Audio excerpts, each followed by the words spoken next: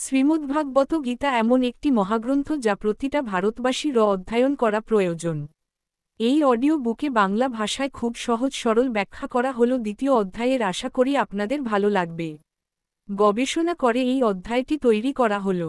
ভালো লাগলে চ্যানেলটি সাবস্ক্রাইব করবেন এবং ভিডিওটি শেয়ার করবেন। শ্রীমদ্ভাগবত গীতার দ্বিতীয় অধ্যায়, যার নাম সাংখ্যযোগ, গীতার মূল দার্শনিক ভিত্তি স্থাপন করে এবং এটি গীতার অন্যতম গুরুত্বপূর্ণ অধ্যায় হিসেবে বিবেচিত হয়। এই অধ্যায় ভগবান শ্রীকৃষ্ণ অর্জুনকে জীবনের মৌলিক সত্য, আত্মার অমরত্ব, কর্মযোগ এবং নিষ্কাম কর্মের তত্ত্ব বোঝান। এটি গীতার বাকি অধ্যায়গুলোর জন্য একটি ভিত্তি প্রদান করে। নিম্নে এই অধ্যায়ের বিস্তারিত ব্যাখ্যা বাংলায় পেশ করা হল। অধ্যায়ের পটভূমি: দ্বিতীয় অধ্যায়ের শুরুতে কুরুক্ষেত্রের যুদ্ধক্ষেত্রে অর্জুন তার শিক্ষক, আত্মীয় এবং বন্ধুদের বিরুদ্ধে যুদ্ধ করার সম্মুখীন হয়ে মানসিক দ্বন্দ্বে পড়েন। প্রথম অধ্যায় তিনি শ্রীকৃষ্ণের কাছে তার বিষণ্ণতা ও বিভ্রান্তি প্রকাশ করেন। তিনি যুদ্ধের ফলে সৃষ্ট ধ্বংসের ভয়ে অস্ত্র ত্যাগ করতে চান। দ্বিতীয় অধ্যায় শ্রীকৃষ্ণ তাকে উপদেশ দিয়ে এই সংকট থেকে উত্তরণের পথ দেখান। মূল বিষয়বস্তু: দ্বিতীয় অধ্যায়কে দুটি প্রধান অংশে ভাগ করা যায়: সাংখ্যযোগ বিশ্লেষণাত্মক জ্ঞান এবং কর্মযোগ নিষ্কাম কর্মের পথ। শ্রীকৃষ্ণ অর্জুনকে আত্মার অমরত্ব, কর্তব্য পালন এবং মনের স্থিরতার উপর জোর দেন। ১. অর্জুনের দুঃখ ও শ্রীকৃষ্ণের প্রাথমিক উপদেশ। শ্লোক ১-১০ অধ্যায়ের শুরুতে অর্জুনের মানসিক দুর্বলতা ও বিষণ্ণতা প্রকাশ পায়। তিনি শ্রীকৃষ্ণের কাছে আত্মসমর্পণ করে তাকে শিষ্য হিসেবে গ্রহণ করতে অনুরোধ করেন। শ্রীকৃষ্ণ অর্জুনের এই দুর্বলতাকে ক্লৈব্য দুর্বলতা বলে সমালোচনা করেন এবং তাকে যোদ্ধার কর্তব্য পালনের জন্য উৎসাহিত করেন। তিনি বলেন, অর্জুনের এই দুঃখ ও বিভ্রান্তি ক্ষত্রিয়ের জন্য শোভন নয় এবং এটি তাকে স্বর্গলাভ বা যশ থেকে বঞ্চিত করবে। ২.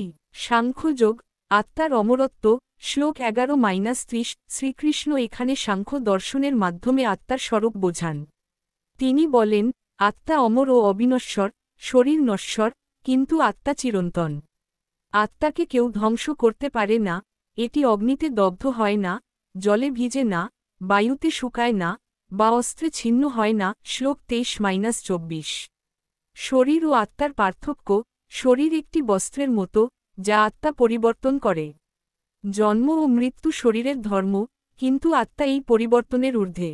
দুঃখ সুখের অস্থায়িত্ব। শ্রীকৃষ্ণ অর্জুনকে বোঝান যে সুখ দুঃখ, জয় পরাজয় ইত্যাদি ক্ষণস্থায়ী। এগুলোর জন্য শোক করা বুদ্ধিমানের কাজ নয়। এই শিক্ষার মাধ্যমে শ্রীকৃষ্ণ অর্জুনের শোকের কারণটিকে মূলত অজ্ঞানতা হিসেবে চিহ্নিত করেন এবং তাকে আত্মজ্ঞানের মাধ্যমে মোহ থেকে মুক্ত হতে বলেন। ৩. কর্মযোগ নিষ্কাম কর্মের পথ। শ্লোক ৩১-৩৮ শ্রীকৃষ্ণ এখানে অর্জুনকে তার ক্ষত্রিয় ধর্মের কথা স্মরণ করিয়ে দেন। তিনি বলেন, ক্ষত্রিয়ের কর্তব্য, অর্জুনের জন্য যুদ্ধ করা ধর্মসঙ্গত। এই যুদ্ধ তার কাছে একটি সুযোগ, যা স্বর্গের দ্বার উন্মুক্ত করতে পারে। যুদ্ধ ত্যাগের পরিণাম। যুদ্ধ থেকে পিছিয়ে গেলে অর্জুন কাপুরুষতার অপযশ লাভ করবেন, যা একজন যোদ্ধার জন্য মৃত্যুর চেয়েও খারাপ।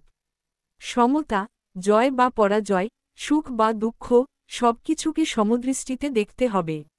এই সমতার মনোভাব নিয়ে কর্ম করলে মানুষ পাপ থেকে মুক্ত থাকে। ৪.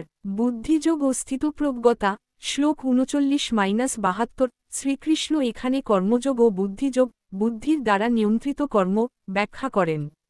তিনি বলেন, নিষ্কাম কর্ম, কর্মের ফলাফলের প্রতি আসক্তি ত্যাগ করে নিষ্ঠার সঙ্গে কর্তব্য পালন করতে হবে। এটি মানুষকে জন্ম মৃত্যুর চক্র থেকে মুক্ত করে। বেদের সীমাবদ্ধতা।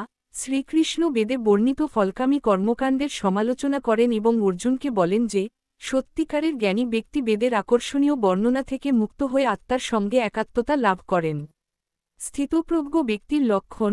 অধ্যায়ের শেষাংশে শ্রীকৃষ্ণ একজন স্থিতপ্রজ্ঞ, স্থিরবুদ্ধি ব্যক্তির বৈশিষ্ট্য বর্ণনা করেন।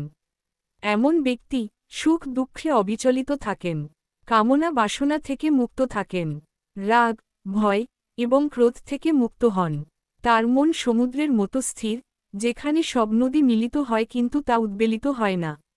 শ্রীকৃষ্ণ বলেন, এই স্থিতপ্রজ্ঞতাই মানুষকে শান্তি ও মুক্তির পথে নিয়ে যায়। অধ্যায়ের তাৎপর্য। দ্বিতীয় অধ্যায় গীতার দার্শনিক কাঠামো তৈরি করে। এটি সাংখ্যযোগের মাধ্যমে আত্মার অমরত্ব ও জ্ঞানযোগের গুরুত্ব বোঝায় এবং কর্মযোগের মাধ্যমে নিষ্কাম কর্মের পথ দেখায়। এই অধ্যায় শ্রীকৃষ্ণ অর্জুনকে তার বিষণ্ণতা থেকে উত্তরণের জন্য জ্ঞান ও কর্মের সমন্বয়ের পথ দেখান।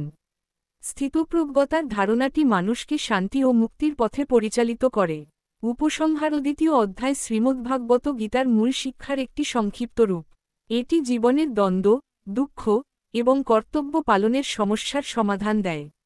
শ্রীকৃষ্ণের উপদেশ অর্জুনকে কেবল যুদ্ধের জন্য প্রস্তুতি করে না, বরং সমগ্র মানবজাতির জন্য জীবনের উদ্দেশ্য ও সঠিক পথের সন্ধান দেয়। এই অধ্যায়ের শিক্ষা আধুনিক জীবনেও প্রাসঙ্গিক, কারণ এটি মানুষকে মানসিক স্থিরতা, কর্তব্যপরায়ণতা এবং আধ্যাত্মিক জ্ঞানের পথ দেখায়।